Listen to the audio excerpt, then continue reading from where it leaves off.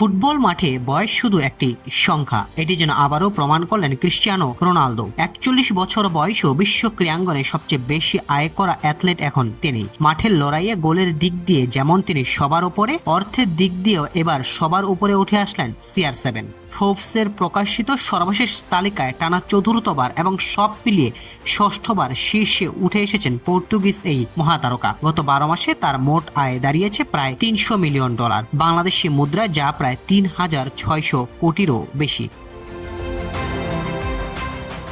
Saudi আরবের club Al নাসেরে যোগ দেওয়ার পর থেকেই যেন আয়ের দিক থেকেও অনন্য উচ্চতায় পৌঁছে গেলেন রোনালদো। মাঠের পারফরমেন্স থেকে তিনি আয় করেছেন $225 মিলিয়ন, আর মাঠের বাইরের বিজ্ঞাপন, স্পন্সর ও ব্যবসায়িক কার্যক্রম থেকে এসেছে আরও $65 মিলিয়ন।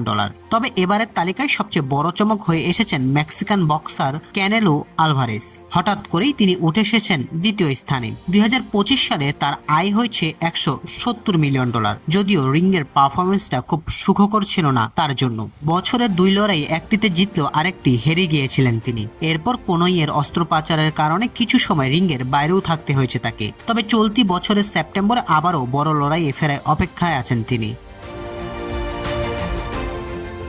অন্যদিকে রোনালদোর চির প্রতিদ্বন্দ্বী মেসি রয়েছেন তালিকার 3 নম্বরে। গত 1 বছরে আর্জেন্টাইন এ মহাতারকার আয় $140 মিলিয়ন।